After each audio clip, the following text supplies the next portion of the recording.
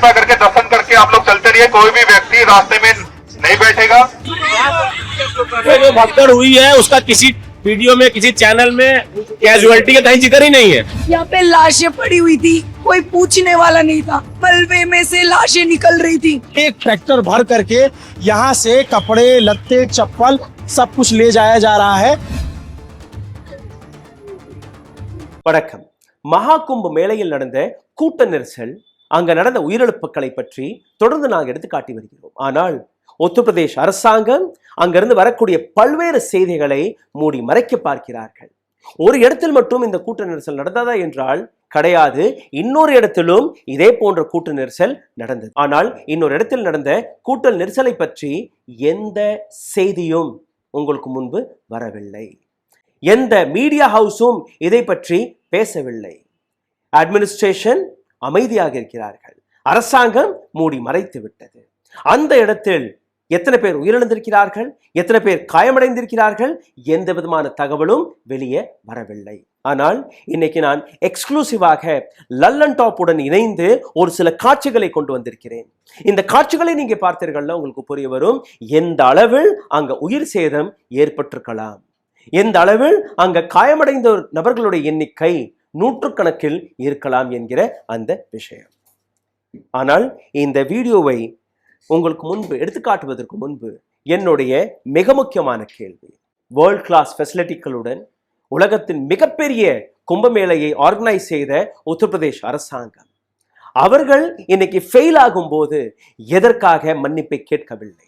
எதற்காக இந்த நாட்டு அரசாங்கம் மக்களுடைய உயிருடன் விளையாண்டு கொண்டு தனக்கான பிரச்சாரத்தில் தனக்கான பிஆர் ஆக்டிவிட்டியை இவ்வளவு கவனமாக பார்த்து கொண்டிருக்கிறார்கள்? வரக்கூடிய டெல்லி தேர்தலாக இருக்கட்டும், அல்ல 2 வருடத்திற்கு பின்பு நடக்கக்கூடிய உத்தரப்பிரதேஷ் தேர்தலாக இருக்கட்டும், இதை அனைத்தையுமே தாண்டி தன்னுடைய விஸ்வகுரு இமேஜை எடுத்துக்காட்டுவதற்காக எதற்காக மக்களுடைய பலி தேவை என்று எனக்கு புரியவில்லை.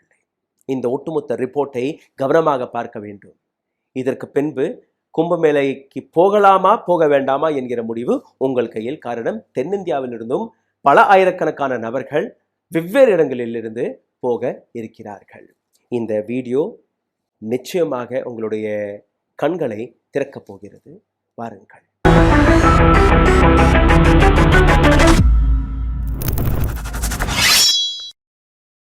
ஜனவரி 28ஆம் தேதி சங்கம் நோஸ் என்கிற இந்த இடத்தில் இரவு ஒரு 9-10 மணி அளவிலிருந்து அங்க மக்கள் கூட்டம் அதிகரிக்க தொடங்கியது.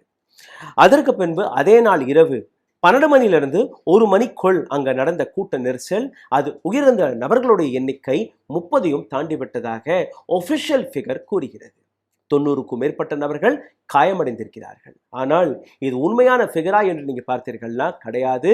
அரசாங்கம் உங்களிடமிருந்து இந்த உண்மையான நம்பரை கூட மறைத்து விட்டது. அதற்கு உதாரணமாக நேற்று எங்களுடைய காணொளியில் ஒரு ஆதாரத்தை வெளியிட்டிருந்தோம். 4 PM நியூஸ் என்கிற இந்த சேனல்ல இருக்கக்கூடிய ஒரு ரிப்போர்ட்டர் பதிவிட்ட ஒரு வீடியோ. அரசாங்கம் கூறுவது 30 நபர்கள் தான் உயிரிழந்திருக்கிறார்கள். ஆனால் அங்க இருக்கக்கூடிய சவகிரகத்தில் எழுதியிருந்த நம்பர்ஸ், ஒரு டெட் பாடியில் ஒரு சவத்தின் மீது நம்பர் 58ஆக எழுதியிருந்தது. அதாவது வீடியோவில் பதிவானது மட்டும்தான் ஒரு மருத்துவமனைகள், இது போன்ற எத்தனை மருத்துவமனைகள், எத்தனை மார்ச்சரிகள். அப்போ அந்த சரியான நம்பர் 30 தானா என்று நீங்க பார்த்தீர்கள்னா நிச்சயமாக கிடையாது. குறைஞ்சபட்சம் 58. அதற்கு மேல எத்தனை நூறுகள் என்று எனக்கு தெரியவில்லை. ஏன்னா அரசாங்கத்தை நீங்க நம்ப முடியாது. அரசாங்கத்துடைய அந்த உண்மையையே எங்களால் பார்க்க முடியவில்லை. சரி, இது ஒன்று. 29ஆம் தேதி 9 மணி அளவில் என்னுடைய சேனல் பார்ட்னரான லல்லன் டாப், அதில் பணிபுரியக்கூடிய 2 ரிப்போர்ட்டர்ஸ்கள், அபினவ் பாண்டே மற்றும் மோகன் கனோஜியா, 2 நபர்களுக்குமே ஒரு செய்தி வந்திருக்கிறது.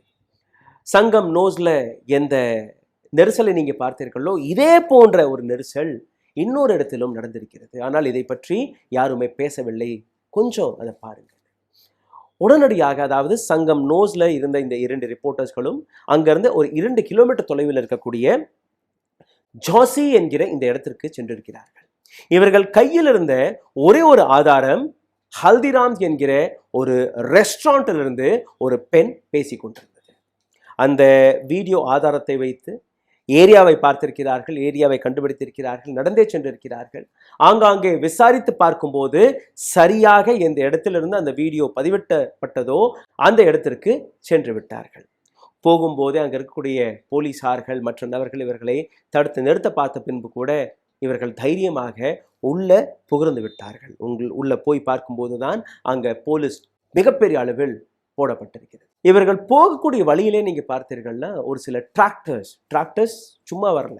டிராக்டர்ஸ்ல ஏராளமான மக்களுடைய பொருட்கள், அதுல சமுக்காலம் என்ன, செருப்பு என்ன, பேக் என்ன, சின்ன சின்ன குழந்தைகள் பயன்படுத்தக்கூடிய வாட்டர் பாட்டில் என்ன, அதாவது மக்களுடைய பொருட்கள் டன் கணக்கில், ஒரு வண்டி 2 வண்டி அல்ல, எத்தனையோ 50-100 வண்டிகளில் வாகனங்களில் செருப்பு, ஷூ, பேக் இதெல்லாம் ஏற்றி அங்கிருந்து கிளீன் செய்து கொண்டிருந்திருக்கிறார்கள். உடனடியாக அபினவ் மற்றும் மோகன் தன்னுடைய கேமராவை எடுத்து ரிப்போர்ட்டிங்கில் இறங்கிவிட்டார்கள்.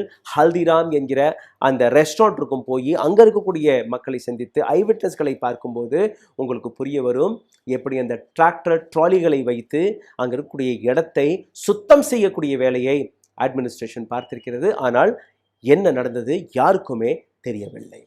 இப்போ இந்த 2 ரிப்போர்ட்டர்ஸ்களுமே மேலா ஏரியா ஜான்சி என்கிற இந்த இடத்திற்கு சென்று அங்கே இருக்கக்கூடிய படங்களை பார்க்கும்போது சுற்றி நீங்கள் பார்த்தீர்கள்னா ஷூஸ், செருப்பு, பேக், துணிமணிகள், வாட்டர் பாட்டில், டிஃபன் பாக்ஸ், குழந்தைகளுடைய பால் பாட்டில் எல்லாமே அங்கே கடந்திருக்கிறது.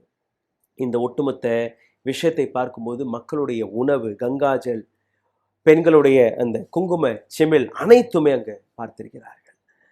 அங்கு அதிகாரிகளிடம் கேட்கும்போது அதிகாரிகள் இவர்களை விரட்டியடிக்க ஆரம்பித்திருக்கிறார்கள். ஆனால் இவர்கள் தைரியமாக அங்கே இருக்கக்கூடிய மக்களை நேரடியாக போய் சந்தித்து என்ன நடந்தது என்று கேட்டு பார்க்கும்போது தான் அவர்களுக்கு தெரிய வந்தது, சங்கம் நோஸில் எந்த சம்பவம் நடந்ததோ, அதாவது 1 மணியிலிருந்து 2 மணி அளவில் இரவு நேரத்தில், அதே நாள் காலையில் ஜான்சி என்கிற இந்த இடத்தில் அதிகாலை 5லிருந்து 6 மணிக்குள் இந்த ஸ்டாம்பேஜ் நடந்திருக்கிறது.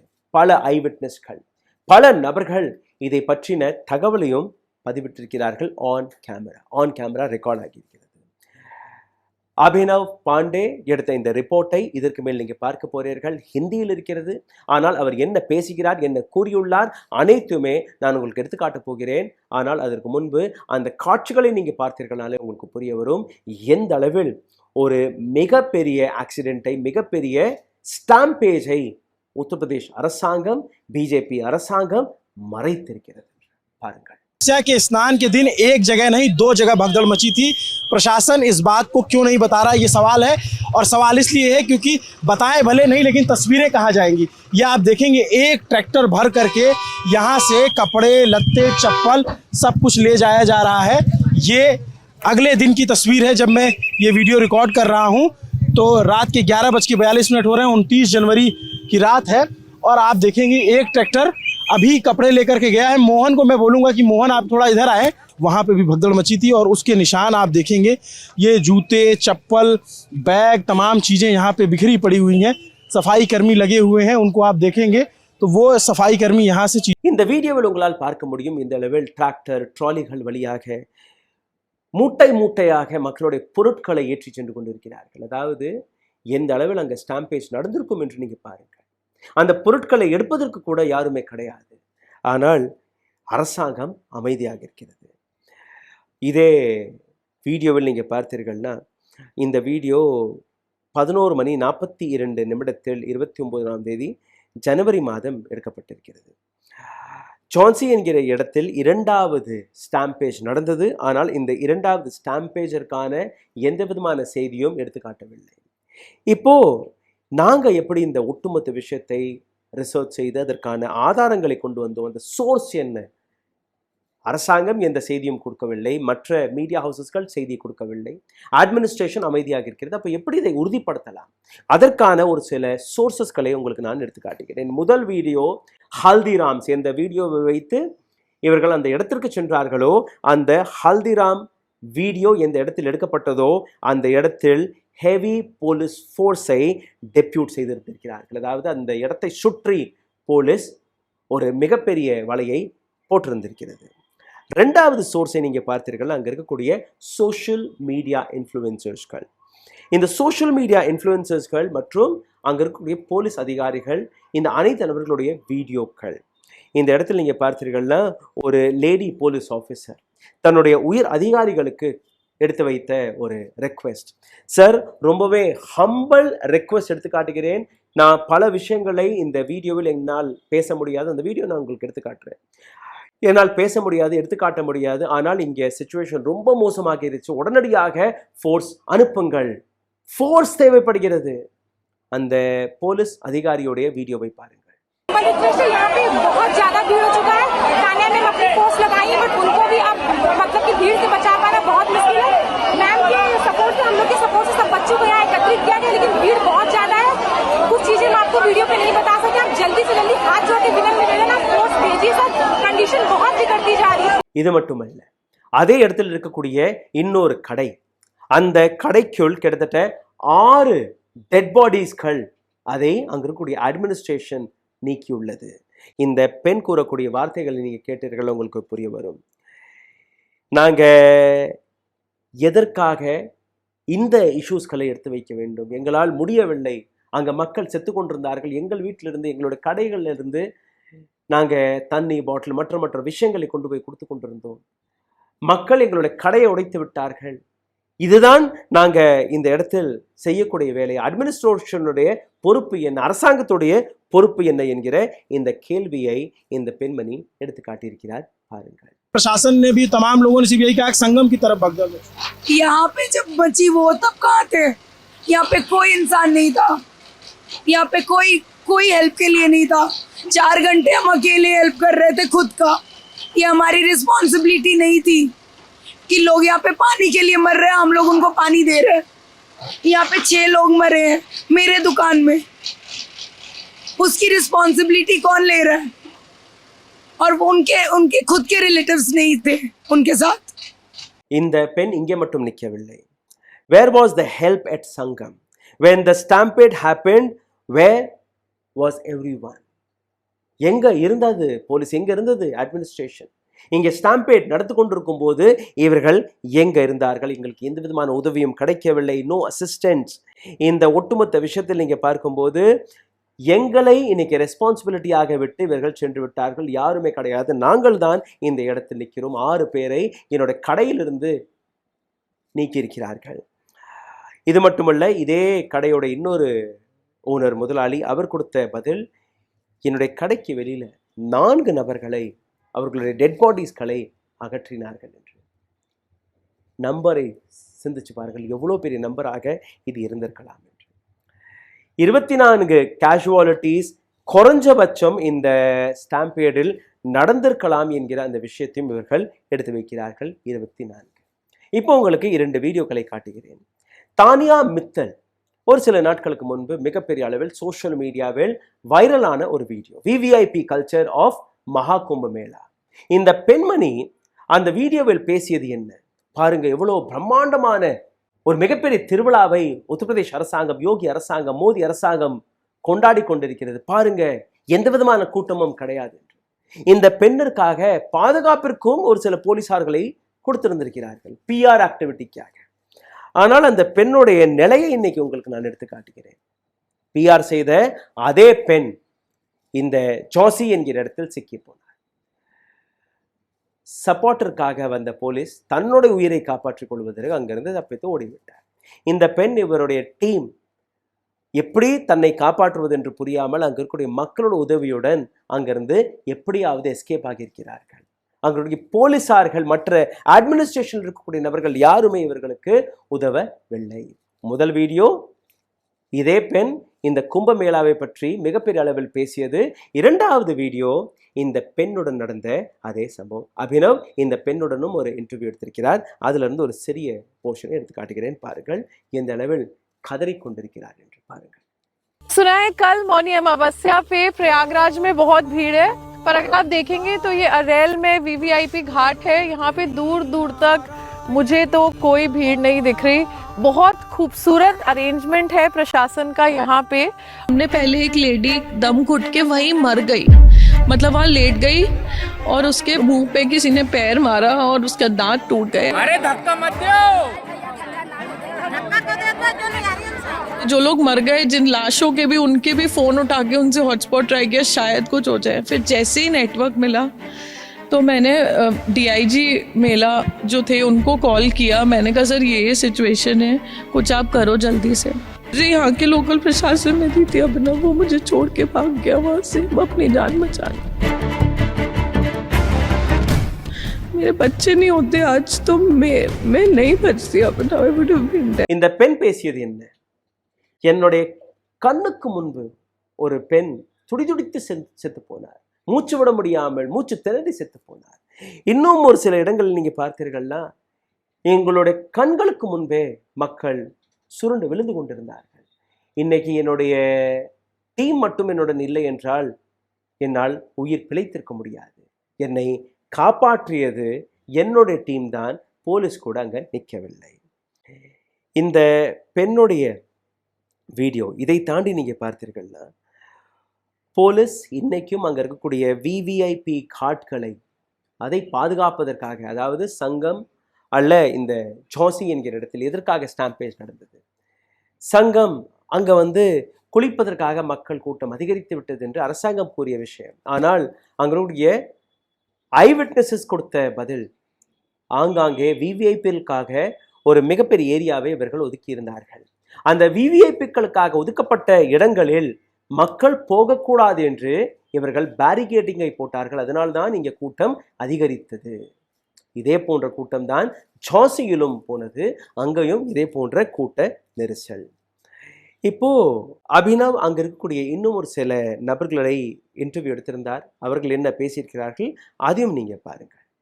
और लोग उधर से आ रहे थे, हुआ क्या कि लोग जा रहे हैं तो वहाँ पे लोग ये चल रहे कि बस हम बच जाएं, बस जान बच जाए, तो सामान वगैरह सारा कुछ छोड़ के जा रहे थे। उसी से टकरा के लोग गिर रहे थे। घटना हुई है वो 5:55 के बाद की घटना है। इसके पहले और जगहों पे हुई कि इधर से जो भीड़ आई है पूरी, क्योंकि भीड़ जो झूसी उधर उस साइड के नीचे की पुल थी, उधर से भी पूरा इतना जाम था कि पास में लोग सरसों गिरा दीजिए, नीचे पहुंचने की जगह नहीं थी.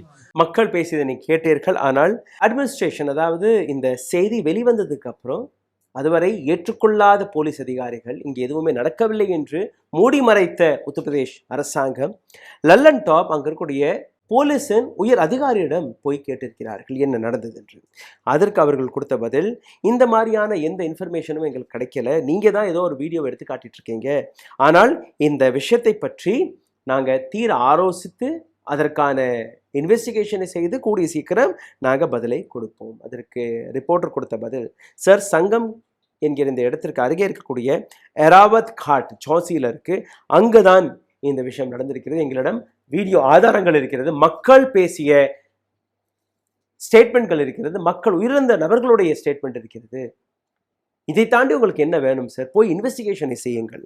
அதற்கு போலீசார் கொடுத்த பதில், 1.5 கோடி மக்கள் இந்த இடத்தில் வருவதாக இருந்திருக்கிறார்கள், ஆனால் அதிகமாக மக்கள் வந்து விட்டார்கள். இது போன்ற சின்ன சின்ன ஆக்சிடென்ட்ஸ் பல இடங்களில் நடப்பது ஒரு சாதாரணமான விஷயம், இதை பெருசுப்படுத்த வேண்டாம்.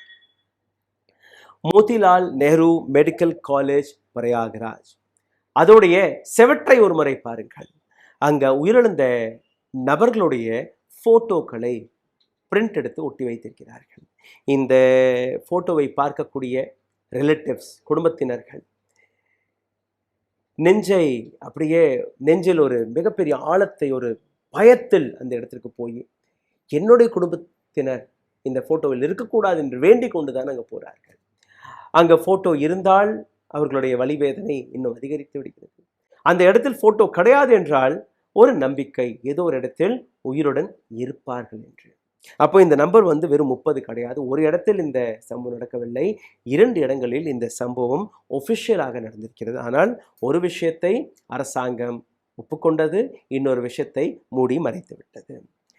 இதே பிரயாக்ராஜில் இருக்கக்கூடிய பல்வேறு மருத்துவமனைகள், அங்கே இருக்கக்கூடிய மார்ச்சுரியோடைய நிலை என்ன? இதே போன்ற ஒரு மார்ச்சுரியில் பல மணி நேரமாக ஒரு பெண்மணி கதறிக்கொண்டிருந்தார். அவரிடம் போய் கேட்டபோது, சார் குடும்பத்தை தொலைத்து விட்டேன், கையில் இருந்த பணத்தையும் தொலைத்து விட்டேன், எதுவுமே கிடையாது, என்னுடைய குடும்பத்தினர்கள் 4 நபர்கள் மார்ச்சுரியில் இருக்கிறார்கள், எப்படி அந்த சவத்தை பெறுவதென்று எனக்கு தெரியவில்லை, 200 600 ரூபாய் வரை சவத்தை கொடுப்பதற்கு லஞ்சம் கேட்டுக்கொண்டிருக்கிறார்கள். கதறி கொண்டிருந்திருக்கிறார் இந்த பெண்மணி. இண்டிபெண்டன்ட் ஜேர்னலிஸ்ட் சுமித் குமார் அவருடைய ரிப்போர்ட்டையும் நீங்க பார்க்க வேண்டும். அங்க இருக்கக்கூடிய மக்களுடைய அவல நிலை, அவர்கள் என்ன கூறுகிறார்கள், அதையும் நீங்க பாருங்க.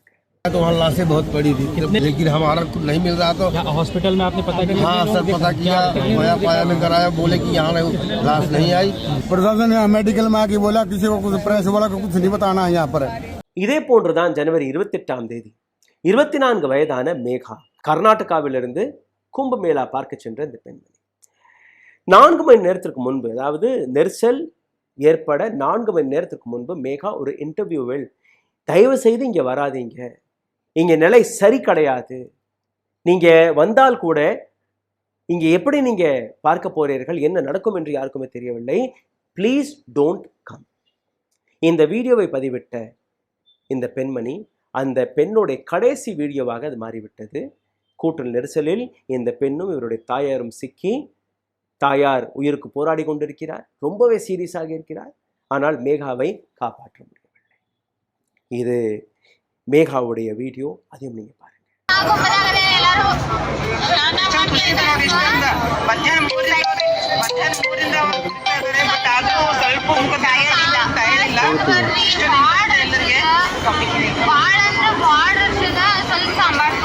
இன்னொரு ஆதாரத்தை பாருங்கள், எந்த அளவில் அங்க கூட்டம் இருந்திருக்கிறது என்று. சேட்டலைட் இமேஜ், 2 இமேஜஸ்களை நான் உங்களுக்கு எடுத்து காட்டுகிறேன். ஜனவரி 17ஆம் தேதி மற்றும் 29ஆம் தேதிக்கான வீடியோ. இந்த இடத்தில் நீங்க பார்த்தீர்கள், அந்த காட் சங்கம் நோஸ் என்கிற இந்த இடத்தில் எந்த அளவில் கூட்டம் இருந்தது அந்த சேட்டலைட் இமேஜ்லேயே உங்களால் பார்க்க முடியும். அதாவது எந்த அட்மினிஸ்ட்ரேஷன் நாங்கள் அனைத்து பாதுகாப்பு வசதிகள் மற்ற அனைத்து விஷயத்தையுமே செய்திருக்கிறோம் என்று கூறினார்களோ, அங்கே மக்களை ஒரு துளி கூட அவர்கள் பார்க்காமல், எந்த விதமான கவலையும் படாமல் அவர்களை தத்தளிக்க விட்டிருக்கிறது அரசாங்கம். பாருங்கள். ஜனவரி 30ஆம் தேதி இன்னொரு சம்பவம் நடந்தது. செக்டர் 22 அங்க ஏற்பட்ட தீ விபத்து. ஆனால் அங்கே யாருமே சேதமடையவில்லை என்று அரசாங்கம் கூறுகிறது. கிட்டத்தட்ட ஒரு 15 டென்ட்களில் இந்த தீ விபத்து நடந்தது. அதை பற்றி அங்கே இருக்கக்கூடிய அதிகாரிகள் விளக்கியுள்ளார்கள். இதே நேரத்தில் நீங்கள் பார்த்தீர்கள்னா இந்த வீடியோ நீங்கள் மிக முக்கியமாக பார்க்கணும். யூனியன் மினிஸ்டர் ராஜ்பூஷன் நிஷாத், இது எங்களுடைய அரசாங்கத்தை கேவலப்படுத்துவதற்கு, அவமானப்படுத்துவதற்கு ஒரு சில நபர்களால் நடத்தப்படக்கூடிய சதி. மோடி, யோகி எவ்வளோ சென்சிட்டிவான நபர்கள், எவ்வளோ கடுமையாக நாங்கள் சிச்சுவேஷனை கண்ட்ரோல் செய்து கொண்டிருக்கிறோம். ஆனால் இது போன்ற செய்திகளை வைத்து எங்களை அவமானப்படுத்துவதற்காக வேலையை இவர்கள் பார்த்து வருகிறார்கள். யூனியன் மினிஸ்டர் ராஜ் பூஷன் நிஷாதுடைய இந்த ஸ்டேட்மெண்ட்டை, இந்த கேவலமான ஸ்டேட்மெண்ட்டை கேளுங்கள். गैदरिंग है, बहुत बड़े भीड़ समूह रहता है, वहाँ पर थोड़ा बहुत कुछ लोग न्यूसेंस क्रिएट करते हैं. बहुत लोग इस उद्देश्य में लगे हुए रहते हैं कि किस तरह से सरकार को बदनाम किया जाए, और इसके कारण बहुत सारे लोग अफवाहें भी फैलाते हैं, और जिसके कारण कभी कभी भगदड़ मचता है. இது மட்டுமல்ல, ஜோதிஷ் பீட் சங்கராச்சாரிய அபிமுக்தேஸ்வர் ஆனந்த் சரஸ்வதி இவரும் ஒரு ஸ்டேட்மெண்ட்டை கொடுத்திருக்கிறார். இங்கே ஏற்பட்ட கூட்ட நெரிசல், இங்கே உயிரிழந்த நபர்களுடைய மரணம், அதற்கான முழுக்க காரணம் வேற யாருமே கிடையாது, உத்தரப்பிரதேஷ் அரசாங்கம், யோகி அரசாங்கம். உடனடியாக இவர்கள் ராஜினாமாவை கொடுத்து வெளியேற வேண்டும். உங்களால் இந்த பொறுப்பை ஏற்றுக்கொள்ள முடியவில்லை என்றால் எதற்காக நீங்க இராணுவத்தின் கையில் இந்த ஆர்கனைசேஷனை, இந்த அமைப்பை கொடுக்கவில்லை?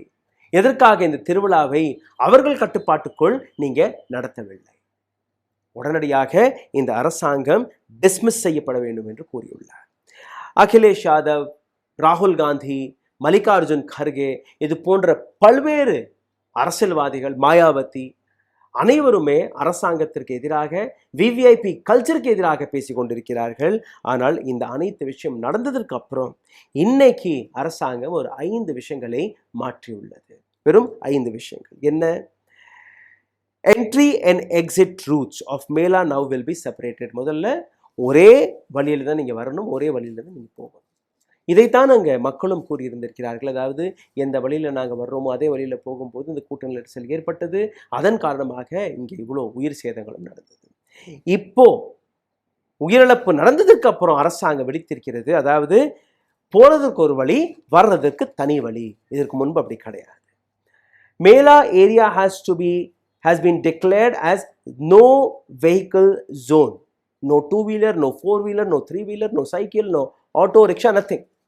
இப்போ அந்த திருவிழா நடக்கக்கூடிய இந்த இடம் நோ வெஹிக்கல் ஜோனாக அறிவிக்கப்பட்டிருக்கிறது. அதாவது எந்த விதமான வாகனமும் அங்கே வரக்கூடாது. சைக்கிள் வரக்கூடாது, ஆட்டோ ரிக்ஷா வரக்கூடாது, எதுவுமே வரக்கூடாது, பஸ் எதுவுமே கிடையாது. நடந்து தான் நீங்கள் வரலாம். Entry of 4-wheel vehicle into Prayagraj city is prohibited. அந்த திருவிழா நடக்கக்கூடிய இடத்தை விட்டு விடுங்கள். ஒட்டுமொத்த பிரயாக்ராஜ் என்கிற அந்த நகரத்திற்குள்ளேயே நீங்க 4-வீலரை, கார், பஸ், ட்ரக் எதையுமே நீங்க எடுத்து செல்ல முடியாது. பார்டர்லயே விட்டுருங்க. All VIP passes has been cancelled. விவிஐபிக்களுக்கு பாசஸ்கள் அலாட் செய்யப்பட்டது. இப்போ அதை கேன்சல் செய்து விட்டார்களாம் உயிரிழப்பு நடந்ததுக்கு அப்புறம். இந்த அனைத்துமே நீங்க பார்த்தீர்கள்னா எவ்வளோ சிவியரான விஷயம் என்று நீங்க பாருங்க. எங்களுடைய ஒரு கோரிக்கை, தயவு செய்து பிப்ரவரி 4ஆம் தேதி வரை கும்பமேளாவிற்கு நீங்க செல்ல இருந்தீர்கள்னா தயவு செய்து செல்லாதீர்கள். அங்க இன்னும் மக்கள் கூட்டம் அப்படியே தான் இருக்கிறது. அங்க நிலை இன்னும் மோசமாக தான் இருக்கிறது. 4ஆம் தேதியும் நாங்கள் இதை பற்றி தொடர்ந்து பேசிக்கொண்டிருப்போம். அதற்கான அப்டேட்ஸ்களை கொடுத்து கொண்டிருப்போம். அப்படி அங்கே மக்கள் கூட்டம் கொஞ்சம் குறைவதாக இருந்தால், அங்கிருந்த ரிப்போர்ட் சரியாக வர இருந்தால் அப்போ நாங்கள் கூறுவோம். அதற்கப்புறம் நீங்கள் உங்களுடைய ட்ராவல் பிளானை செய்யலாம். பட் 4ஆம் தேதி வரை நீங்கள் அங்கே போக வேண்டாம். இந்த ஒட்டுமொத்த விஷயத்தில் நான் ஹிந்து விரோதி எல்லாம் கீழே எழுத ஆரம்பிப்பார்கள். ஆனால் உங்களுடைய உயிர் இருந்தால், நீங்கள் பாதுகாப்புடன் இருந்தால், இது போன்ற எத்தனையோ கும்பமேளாக்கள், இது போன்ற எத்தனையோ தீர்த்த ஸ்தலத்திற்கு நீங்கள் போகலாம். கடவுள் படைத்த உலகம், கடவுள் படைத்த நாள், எந்த நாள், எந்த கிழமை, எத்தனை மணிக்கு கூட நீங்கள் உங்களுடைய பூஜை அர்ச்சனையை செய்யலாம். இதை புரிந்து கொள்ளுங்கள். இது எல்லாமே வர்ணாசிர படி ஒரு சில விதிகளை எழுதி கொடுத்திருக்கிறார்கள். அதை உங்களை நம்பவும் கூறி வருகிறார்கள். போலீஸ் அட்மினிஸ்ட்ரேஷன் யார் எவ்வளோ பாதுகாப்பு கொடுத்தால் கூட மக்களாகிய நீங்கள் போலீஸ் கூறக்கூடிய விஷயங்களை நீங்கள் கேட்கவில்லை என்றால், போலீஸ் எடுத்துக்காட்டக்கூடிய விஷயங்களை அவர்கள் புரிந்து கொள்ளவில்லை என்றால், இந்த வழியில் நீங்கள் போகணும் போகக்கூடாது என்று எந்த விஷயங்களை போலீஸ் கூறுகிறதோ அதை நீங்கள் கடைபிடிக்கவில்லை என்றால் யாராலையுமே எதுவுமே செய்ய முடியாது. அங்கே போலீஸாரால் எதுவுமே செய்ய முடியவில்லை, அட்மினிஸ்ட்ரேஷனால் எதுவுமே செய்ய முடியவில்லை. மக்கள் கூட்டம் தான் வைத்ததுதான் சட்டம் என்கிற அந்த விஷயத்தை அவர்கள் கையில் எடுத்திருக்கிறார்கள். இது மகா கும்ப். இந்த மகா கும்ப் என்கிற இந்த வார்த்தையை நீங்க புரிந்து கொள்ள வேண்டும். இங்கே மகா கூட்டம் வருகிறது. இந்த மகா கூட்டம் தன்னுடைய கட்டுப்பாட்டு, தன்னுடைய எல்லைகளை மீற தொடங்கிவிட்டால் யாராலையுமே இவர்களை கட்டுப்படுத்த முடியாது. இன்னைக்கு நூற்றுக்கணக்கான நபர்கள் நாளைக்கு ஆயிரக்கணக்கான நபர்களாக மாறிவிடக்கூடாது. இது போன்ற நெரிசல் இன்னொரு முறை அங்கே நடக்கக்கூடாது. அவங்களுடைய அரசாங்கம் உண்மையை பேசும் என்கிற அந்த நம்பிக்கையுடன் இந்த வீடியோவை இங்கே முடித்துக் கொள்கிறேன். எங்களோட வீடியோ உங்களுக்கு பிடித்திருந்தால் தயவு செய்து இதை பகிருங்கள். உங்களுடைய கருத்துக்களை கீழே கமெண்ட் பாக்ஸில் எழுதுங்கள். இதை தாண்டி எங்களை சப்போர்ட் செய்ய நினைக்கக்கூடிய நபர்கள் கீழே எழுதியிருக்கக்கூடிய யூபிஐ ஐடி வழியாக, கூகுள் பே, ஃபோன்பே, பேடிஎம் வழியாக உங்களுடைய சப்போர்ட்டை அனுப்பலாம். நன்றி, வணக்கம். ஊடகம் கார்ப்பரேட் அரசியல்வாதிகளின் கைப்பாவையாக, அடிமைகளாக இருந்தது போதும். இனி சாட்டை எடுத்து சுழற்றும் நேரம் வந்துவிட்டது. ஊடகம் பொதுமக்களாகிய உங்களுக்காக, உங்களாலேயே இயக்கப்பட வேண்டும். ஊடக சுதந்திரத்திற்காக உங்களின் பங்களிப்பை இன்றே அளித்திடுங்கள்.